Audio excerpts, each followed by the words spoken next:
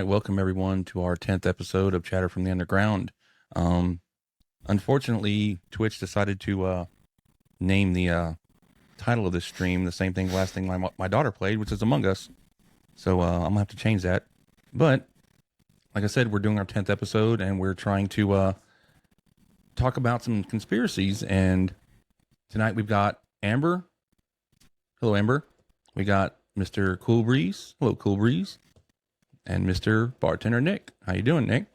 What's going on, my friends? And tonight, Nick has decided to enlighten us on some professional wrestling conspiracies. And some of them are new to me, some of them I've heard before. So take it away, buddy. All right, well, I thank you very much, Jabba. Welcome, everybody. And absolutely right. We are just a few days removed from WrestleMania 40. I've been hearing, seeing wrestling a little bit more being presented, and it seemed like a natural melting of the two topics. And let's start this off first and foremost, if you are ready, because we have some wrestling fans, former, present, lapsed, and otherwise. Friends, throw it on out there, and I'll go last. Who are your one favorite wrestler, past, present, or future? Let's start it on up with good old Cool Breeze. Man, that's really tough. I But know. I got to go with, during my formative years, I got to go with Stone Cold Steve Austin. I'm nothing like him whatsoever, but I want to be like him. I wish he would adopt me and make me his son, things like that. But yeah, Stone Cold, he's just, man, That is the dream. yeah. Amber, favorite wrestler, past, present, future. You got to pick one. Go with it. For me, growing up, it was always Undertaker. Excellent choice. Fantastic. Love the dead man. Do you have what's a favorite memory of the Undertaker? Being scared of him, being in awe of him, or just wanting to just be there cheering him on? Honestly, just cheering him on. Although I think I was going through my goth phase at the time, so. I like the eye thing he did. Yeah, even Undertaker, he was already goth, and he he cranked it up to super goth at one point. He gave He did. and finally He had a Jabba, Raven. love me some Raven, absolutely. Well, that's a deep cut. Let's hear it on Mr. Jabba. What's favorite wrestler, past, present, future? You got to name one. I mean, it's gonna be Sting, man. I went through my Yeah. goth phase as well. I was a huge fan. Yeah, I was a huge fan of the Crow when he came out Man. there in the black and the white. And oh yeah, that was the Much. crap, man. That was awesome. Might be one of the best definitions of reinvention in the history of pro wrestling. The guy was Yeah. already super popular, and he said, "Hey, look at this! I'm going to do this again." And yeah, amazing, absolutely. Big fan of Sting, who actually just retired weeks ago, if you can believe it or not. Had his last did. match within weeks. Yeah, fantastic. I'm going to go with, hey, I'm up here in the north. I'm a big fan. He is actually going to be pretty much on our $20 bill pretty soon. His name is Bret the Hitman Hart. He is my favorite, and since I was a kid and on, big fan, read his book, had a chance to see him wrestle several times, and to me it'll always be about the best there is, the best there was, and the best there ever will be. Yeah, thanks. Fantastic. If you actually were to make a Mount Rushmore of the four best of the best, actually, I think we just nailed it right there, and we can stamp this as Chatter from the Underground's pro wrestling Mount Rushmore, because that was. Yeah, no one could argue. No one could argue these, and if they would, I'd love to see them try. Because so well done, right there.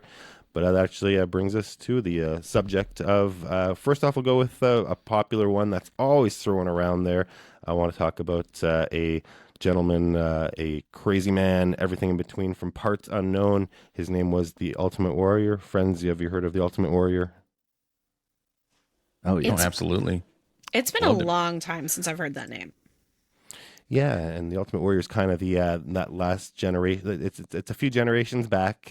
He was the Ultimate Warrior turned into Warrior, a very polarizing, controversial fellow who might have, he's sometimes in the argument, wasn't the best quote unquote wrestler out there, but he had an allure, a charm, and he might have had a twin or a double, much like the Beatles, Paul McCartney theory. Wrestling has one of those too, where at one point they do think that he was 100% replaced with another bodybuilder, but I'm probably getting a little ahead of myself. Have you, first off, heard of this, that the whole two warriors, or there was a second Ultimate Warrior theory? Anybody?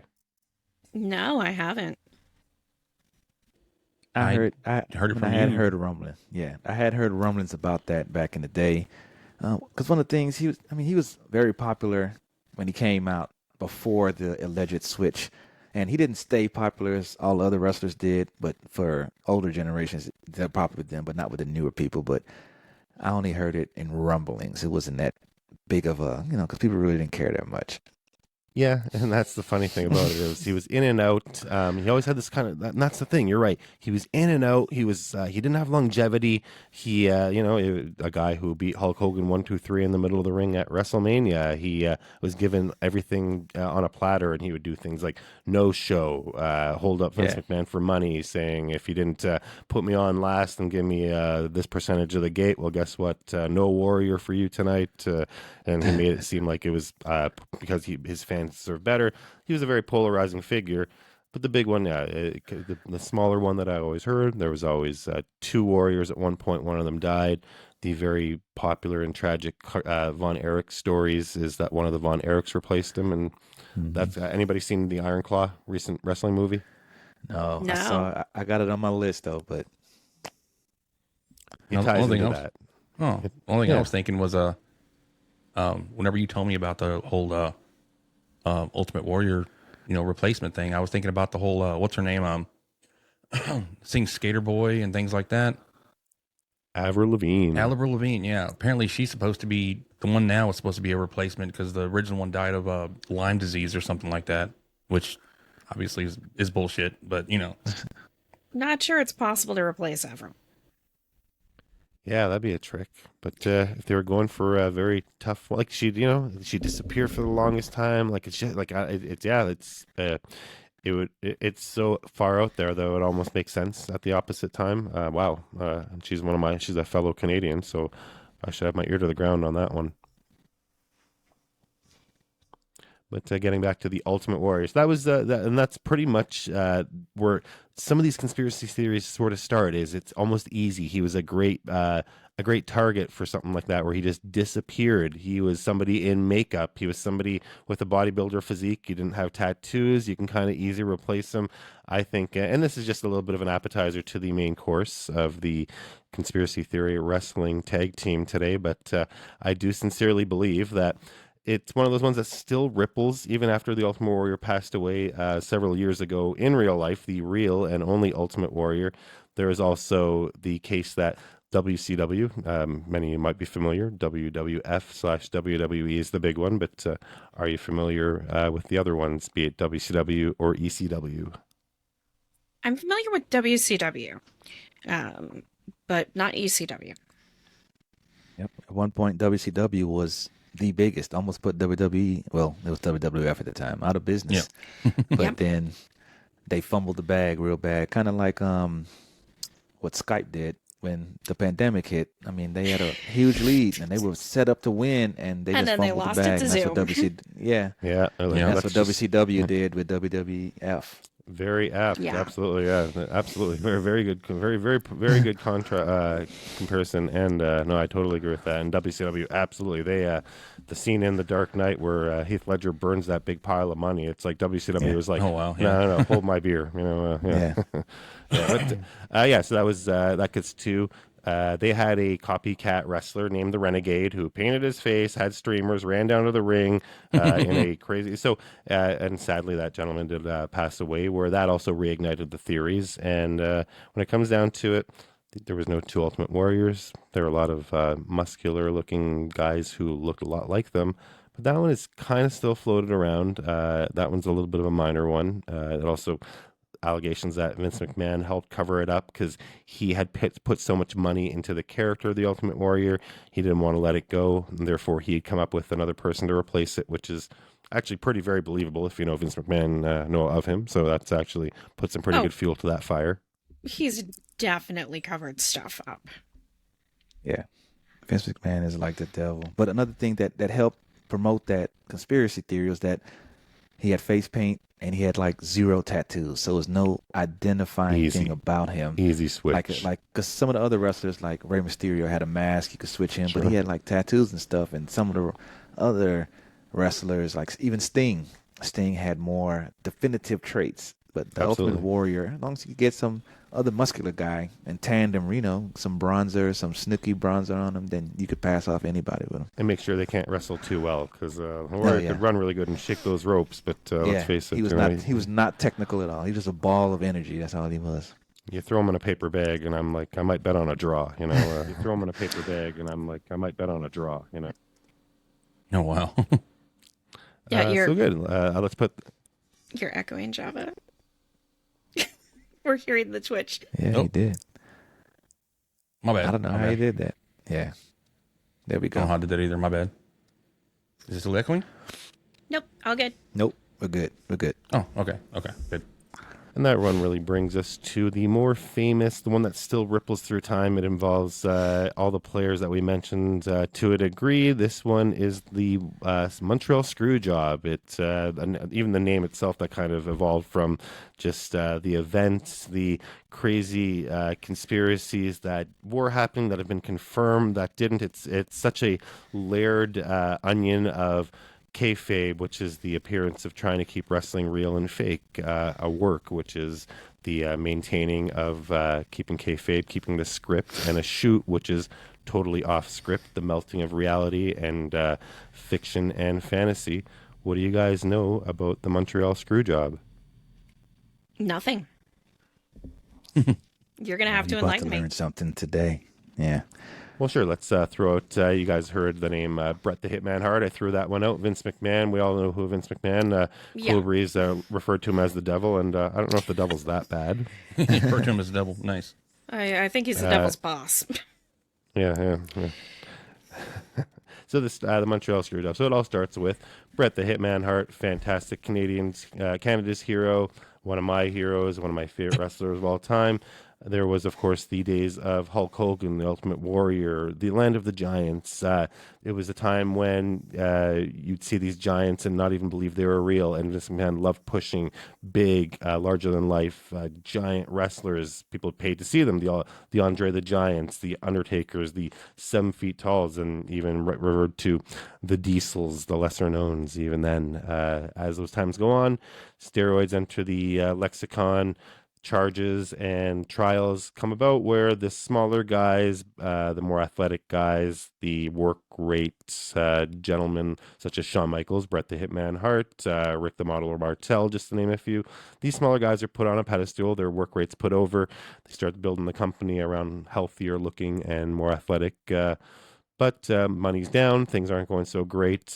Pushing this, people still want to see their larger than life Hulk Hogan's and Andre the Giants. So as the time goes on, Bret Hart, fantastic champion, just doesn't seem to be working. That Vince McMahon just feels he can't pay Bret all this money. Bret is the best of the best. He's the champ. There's some politics backstage. In a nutshell. He's being offered money by the competitors, and it happens to be lots and lots of money. $3 million, which at the time, second to Hulk Hogan, was the biggest contract offering at all time. Big problem. Bret Hart is the champion. He has beef with the guy that they want him to lose to. Now, I'm not talking in the storyline. This actually is where it blurs into the real life, where a gentleman named Shawn Michaels, Bret Hart, they just don't get along. Bret decides, I don't want to drop the title to Shawn Michaels. We have a match in Montreal. So let's find a different way to do it. Let's do next night. We're in the States. I'll drop it to Stone Cold Steve Austin. I'll drop it to The Undertaker. Have a problem with Shawn Michaels. I'm leaving the company. Let's do it like that. McMahon says, good to go. Let's do it like that. It did not go like that. Last minute, there was a switcheroo. There was a ringing of the bell, basically in a very, very quick and underhanded way of conspiracy and underhandedness. They managed to get the belt off Bret, sent him off to WCW, where they did not utilize him well as a character as they should have. And long story short, WCW doesn't exist anymore. WWF/E does. And that's where the conspiracy starts, sprouts, and comes from there. And so does any of this ring any bells? The Montreal Screwjob, Bret Hart, McMahon, anything along those lines? I vaguely remember watching when that happened, but it was so long ago. Sure, and that would have been the precipice of the Attitude Era, the Stone Cold, Vince McMahon, Boss Hayton, the Rock. That was right before, and it's directly and indirectly tied. So yeah, and that's right when I was getting there. So a little context to it is there was a time when wrestling was actually real, where they didn't, have the pre outcomes or whatever. And when Vince McMahon took over WWE, he found a loophole. He found that sporting events paid different taxes than a scripted show, and he was trying to make as much money as possible. So he was the one that orchestrated the whole switching to scripted wrestling, so he could save a bunch of money on taxes. And the And term then it got to a sports point- entertainment, absolutely Correct. And so they changed it from sports to sports entertainment. And so he was hemorrhaging money, and this is at a time when he wanted to take the company public to make money. But he was loyal to Bret Hart. He offered him a 20-year contract, and Exactly. he signed it, and it was good. But at the time he wanted to take it public, if you understand business, you got to get rid of certain stuff, debt, and all kind of stuff. And this contract was an albatross around his neck. So he went to Bret Hart like, "Hey, I need you to void this contract and let's do something else." And basically, that really hurt Bret because he was like, he's a loyal person. He didn't even care. He took less money to stay at WWE because he was loyal to them than go to WCW. And then when this happened, he was like, "No, I'm not." Just like Nick said, "I'm not going to drop it to Shawn Michaels. I hate his guts." He had no respect for him in real life, not on the scripted show. And so There's that's when definitely the some whole beef. thing, yeah. And so that's when the whole thing started going. And Vince McMahon's like, "All right, you don't want to take less money and do as I say, then we're just going to screw you and kick you out." And so that's where the whole money issue came in, because Vince wanted to make serious money instead of just okay money running wrestling. Sure. And you peeled back more of a layer where absolutely Brett was looked at as a father figure and a bit of a leader in the locker room, but Sean was also with his buddies Kevin Nash / Diesel, Razor Ramon / Kevin Hall. Kevin Nash is Diesel. Scott Hall is Razor Scott Hall, Ramon. yeah.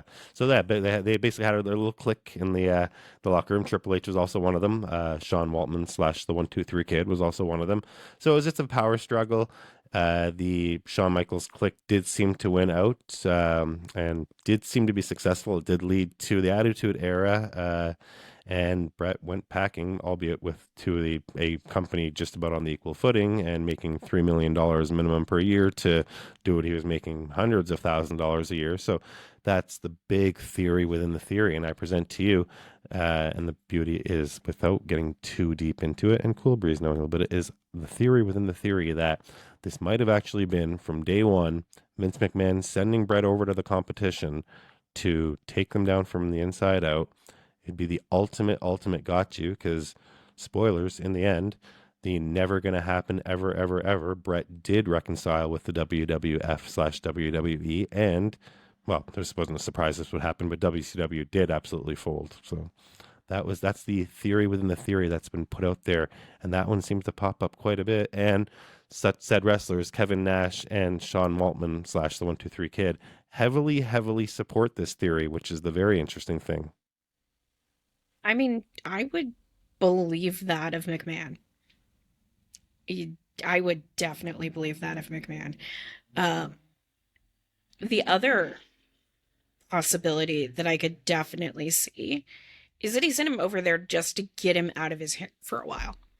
Because McMahon would do stuff like that. He would do anything it took to get rid of what he considered a problem player, somebody who didn't want to play by his rules. I Bret definitely Hart, he agree was the with that. one that was always dark, had a long hair, always looked greasy and wet, right? Yeah, the pink Okay, and so- black attack, my man, absolutely. Man. Yeah. You just Hitman. described But- like 8 different wrestlers. I mean, yeah, true. That's absolutely true. But The guy with the- Yeah. And actually What- brings up a really great point. One thing that Brett did do that a lot of people kind of forget about with the whole screw job, as it's called, is there was actually some angles that himself, with in the power that he had, with the power struggle in politics, he actually did start trying to veto some edgier pre-attitude angles. Like there was a lesbian angle that was actually really, I hate to say ahead of its time, but before the Attitude, where it did get very trashy and lesbian, gay hookups and It was all ahead of these. its time. Yeah, it Even kind of actually, it kind of was. But even then, it Yeah. was kind of before, and but it was looked at. It was almost looked at as they presented it in a trashy way, where Brett put the kibosh on that, and Vinnie Mac didn't like that. So man, it was no, like when that happened, it was like he didn't like Vince like I call Vince McMahon the devil, which he really is. 'Cause like for instance, Scott Hall in real life he had a severe alcohol problem. Like he was a real alcoholic. He So looked instead A of lot of getting them him did. help, he was a big star. So they actually wrote his alcoholism Yeah. into the storyline. So when he showed up to work drunk, they wouldn't have to sit him out that day. Like that's the type of stuff Vince McMahon did. But I would believe that he would send Bret Hart. Like Bret Hart's family was like royalty in wrestling. Like his dad was a super duper star. I mean, think of the famous families in sports, like who like, and their family was huge. So it's like he couldn't really get rid of them, but he liked money more, and so that's why they think that even Bret Hart was in on this.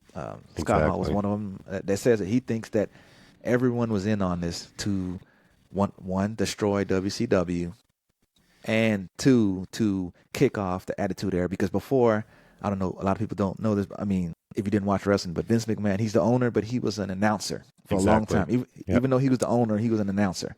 Just running from the mic. Yep.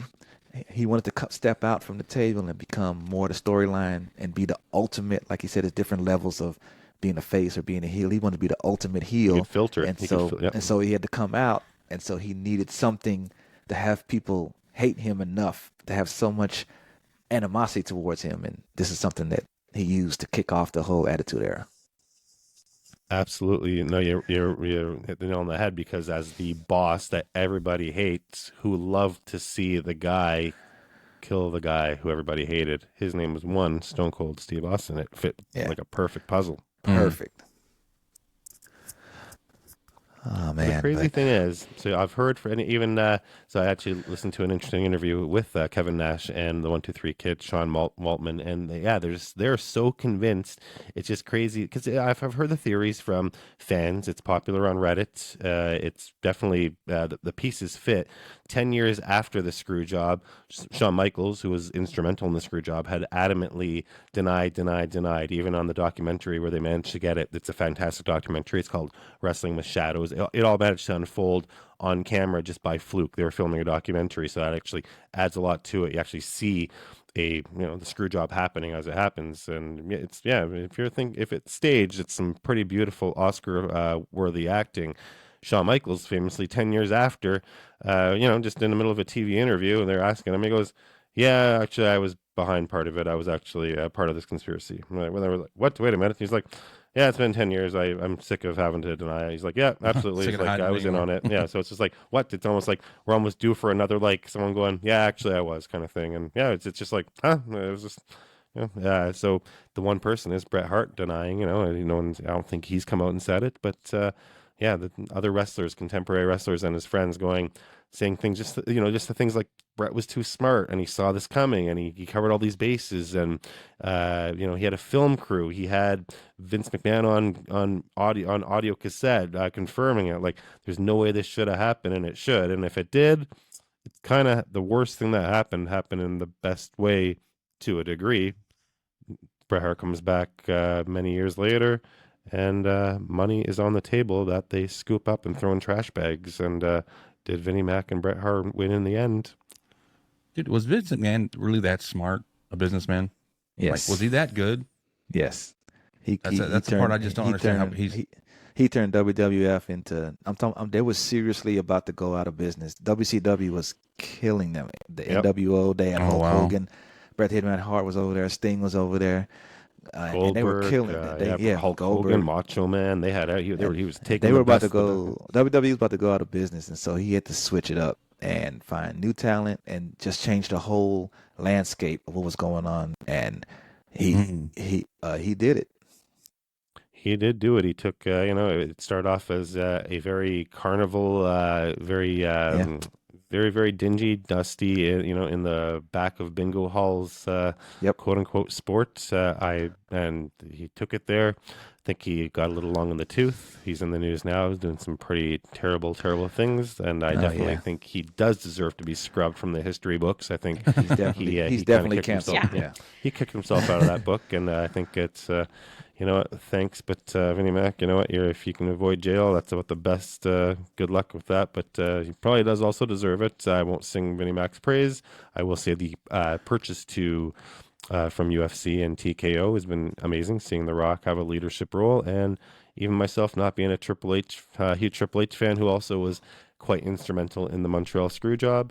He also has done a fantastic job for all of our pro wrestling fans listening and telling their iPhones that we're not giving current wrestling enough credit. Absolute fantastic current product, and it's pretty amazing to see it on the upswing. Never thought I'd see the day where wrestling is almost sort of kind of cool again for a few minutes. Yeah. And, Yeah, I kind of figured we missed that in the 90s. Right? But I know it kept going on. I mean, I don't know. Last time I was watching it was like late 90s. Yeah, I That's think been a late minute. 90s, early thousands is when I stopped watching wrestling. Yeah, I I dipped stopped in out. once The Rock and Stone Cold left. That was when I really started tapering off. But that route between those three, The Rock, Stone Cold, and Vince McMahon, when those three were going at it, I mean, nobody sold a stunner like The Rock did. He was just incredible with it. absolutely. Oh, yeah. And, Absolutely. and once once Vince McMahon stepped back and Triple H really started running stuff, and with his daughter at the time, and Shane McMahon, and The Rock left, Stone Cold left, it went downhill for a while, and then it started picking back up. But I just never went back like I used to. What is They've up with had all some, these ups and downs? wrestlers becoming movie stars or want to be movie stars anyways? Right? Like, Sure. what? I mean, I guess Well, they're just like, you well, have I'm already to- acting. Might as well, Yeah. Well, you have to understand that you have to understand their lifestyle. It's kind of like people who make music. Like when you make a CD, after that, for that guy to make money, you got to go on the road and do shows. And the same thing with wrestling. You're gone 200-300 days out of the year. You don't see your family. And so it's like, but if you make a movie, if you realize it, you get paid the same amount of money to film a movie for a month, and then you get for the whole year, as opposed to being on the road 200 days a year. So that was the allure. Plus, they were familiar with scripts and selling the Absolutely. story and acting. So it's like a natural progression. It's a lot easier on their body too. I know that. Oh, man. The even guys like Cena and The Rock, when they were wrestling for life, and hey, to their credit, they still dip in and out quite a bit, and they still keep the fans very happy. I'm very impressed. But you can definitely tell Cena's enjoying his Peacemaker and joining the Fast and Furious franchise paychecks, and Yeah. guys Oh, like yeah, Batista. absolutely. I'm a big fan of Batista. I think Yep. he's actually a fantastic actor, not just a movie star, but I think he's fantastic, and I'm loving seeing him. And I think Cena's pretty funny. He has some great comedy chops, and Hulk Hogan's acting. Well, Yeah. we'll leave it at that.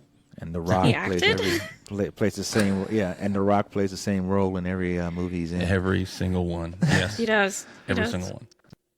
I think I saw a Almost meme the every other day single where there's like 6 of them. There were 6 pictures. They're like, yeah, this is from 6 different movies, and it's all The Rock, an exact same shirt, But he exact really same pose, stre- exact same facial but- expression. Yeah. I, But he really stretched himself in Black Adam. So yeah, he really took it to I a will new give level. him Moana. I will give him Oh, the Moana singing, because yeah, that actually rap, wasn't too bad. like as a You're voice welcome. actor, he's great. He Yeah, does he's that- got a he nice does a- voice. Yeah, absolutely. fantastic. I'm gonna go with if I had a favorite, it's one of his early ones. I still love the Rundown. Rundown's a fantastic. Him, Christopher. They were really great about pairing him up with Christopher Walken, knowing that he didn't have the Rock's or charismatic chops just yet, and it was very. He had hair. It was very early in his career, but yeah, Rundown's my favorite. I think. I think Jumanji's my favorite. He does. He was actually pretty funny in that one. I have not seen Oh, any of the new yeah. Jumanjis. I can't bring myself Yeah. to watch them. The first one has its charm. They're kind of cheesy. The sometimes. first one is pretty good.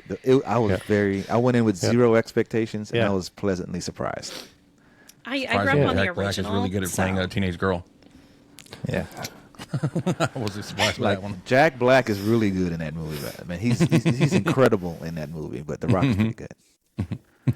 Absolutely. Well, hey, there's a conspiracy theory right there. Wrestling taking over Hollywood. WWE just signed one of the biggest deals currently with the streaming service with Netflix for Yep, with $200 Netflix. million between that and UFC. I think they're trying to get up to that point where they're trying to compete with Disney and Netflix, and well, not compete with them, but Disney, Amazon, and Apple and such. Where it's kind of crazy to see them take over. There's a little bit of a theory right there. Like Rock is trying to be one of the most powerful men in Hollywood. He's now more powerful somehow than Triple H in an ironic turn of storyline. Two rivals in the biggest wrestling world. Now look what happened in the end. It's insane how Cool Breeze brought up kayfabe, how kayfabe it spills over into the real world, world. It's almost like 14 levels of wall break within a wall break. It's just Did Triple H, like as an actor, did he actually do any movies that he was good in? he was like passable I don't even in the Blade remember what movie he was in. in. Yeah, I He's don't even in Blade remember. Runner. He was in That's the I don't only, even that's the remember only role I anything. remember him in was Blade Trinity, and I was like, I don't remember any other movies. And he But was he like started- you said, But passable. but That's but pretty he nice way to put it there, Nick. yeah. But he transitioned into actually running WWE after his career was Oh. over. Like the other ones, Yeah. He went they political. got into acting and left. But he went up. Like he's high up VP, so he makes ridiculous money running it. So that's why I don't think he ventured into movies too much. Yeah, he did it in a very interesting, tried and true form of married boss's wife strategy. Yeah. Or sorry, Married boss's daughter. Daughter, yeah. Boss's wife, anyways. They even wrote that into the storyline and Yep, through a absolutely. drive-through. And it's crazy. This storyline would have gotten them canceled, but he drugged her, and they went Yeah. to Vegas, and she was unconscious in the car, and they went to a drive-through wedding thing, and he's like, he's like, I think she's passed out. Like, no, she's fine. Yeah, He asked the oh. questions, and he even faked the voice. Like, It was I so do bad, it to was be good. her. Yeah, it was so bad, It it was was good. crazy. Yeah. I don't even know how That's they got insane. away with some of that stuff. Yeah, some of the stuff that they did back in the day. And referring back to Amber's favorite wrestler, The Undertaker, a really cool story was Triple H when he was seeing Stephanie McMahon and extremely petrified to tell anybody, especially Vince McMahon, about it, thinking whatever. He actually went to the locker room leader, sat down with Undertaker, and was like, is this even okay? Are you going to beat me up right now for doing this? I know you're Vince McMahon's guard dog. Like, am I coming to do the right thing? And Taker was just kind of like, relax. You actually seem pretty genuine. So, I'm going to give you a pass there, Sonny. Yeah. That, and I'm Very pretty sure she could have kicked all of their butts if she really wanted to. He's probably the only one, yeah. You guys remember when The Undertaker and some other dude were, what were they called? They were a tag team.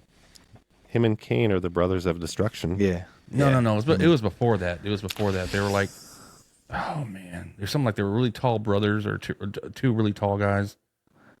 It does sort of sound Yeah. like them, but if there were more, Yeah, I think that actually, sounds like him. unless you're thinking super old school, I think they might have been like him Yeah, and that's super- Sid were like masters of the power bomb at some point, like when they were in WCW or something like that. If I'm like really reaching back to my wrestling No, history, I think it was before Sid Vicious was there. It was Undertaker and some other dude. I don't think the other dude lasted very long, but they were like the Twin Towers or something along those lines. That's not exactly it, but it was something along those lines because it's been so long. It's probably been 350 years, but he tagged with Big Show for a while, which was pretty awesome. That was yeah, that'd be awesome. No, this is way before Big Show. Oh man, you're really getting me there. That's I love he first appeared in the Survivor Series as in a tag team with three other guys. So that might be part of that. Like his first appearance was as like a tag team with three other dudes under the $1 Million Man. I'm gonna have to look it up because now it's bugging me. Yeah, please do. It's gonna bug me too. Ugh. But yeah, that's those are the big wrestling conspiracy theories I wanted to throw at you into the ropes and see if you can make a tag today. Basically, the big ones out there. There were definitely more between interesting relationships, plane rides from hell. Cool Breeze brought up the curtain call, which is actually a fun one right there. And they also have their Paul McCartney switches and such. Love to think about anything for next week. Thank our viewers and watchers, but love to hear their favorite theories, conspiracy theories, even off the wall ones. I love the off the wall ones, but there's a lot of them out there. Definitely. As always, you can email us at chatterfromtheunderground@gmail.com. We want to hear from you. Send us your feedback, your thoughts, your questions, both for us or for the show. Oh yeah, absolutely. But I think before we do, we actually could maybe grab there was possibly, if anybody has any outside buried treasure recommendations, I think I loved a few of the recommendations we got last week. What's something new that anybody's been watching, listening to, anything out there? I'd love to hear.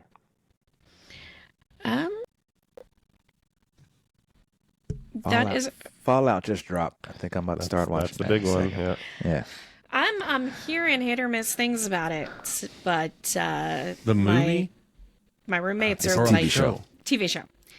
My roommates are like huge Fallout fanboys, so I'm kind of taking it with a grain of salt. I've heard about it too, and all I've heard is it's just there's so many sexual scenes in it, like really. That's not just- Fallout. That's exactly. That's my point. I was like, dude, this is it's a end of the world type dystopian society where people are like having to survive by like the scruff of their neck, and I'm like, why is everybody screwing? If I was in that situation, that would be the last damn thing on my mind. I'm just saying. Right? Like, Like, You gotta go out with a bang. I'm doing man. this to You live. gotta go out Thank with a you very bang. much. I guess so. Yeah, you'd have to Ooh, literally. But I think Seriously. Last of Us ruined it for all gaming because I think that one was pretty well done. So I think Still got to finish season 1. Oh, And love they it. gotta- I still haven't finished it. I love Live it. up. Just still got to finish it. It's a timing thing.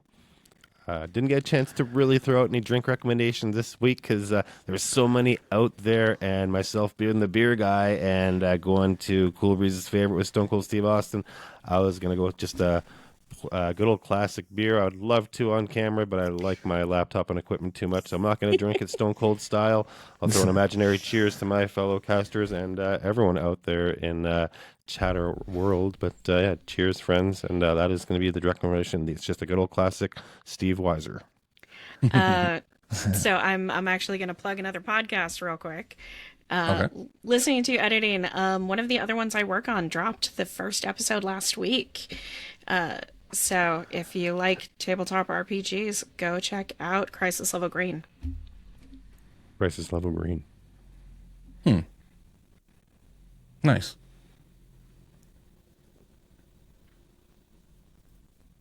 All right. And with that, folks, we're going to play our outro music, and we'll see y'all later.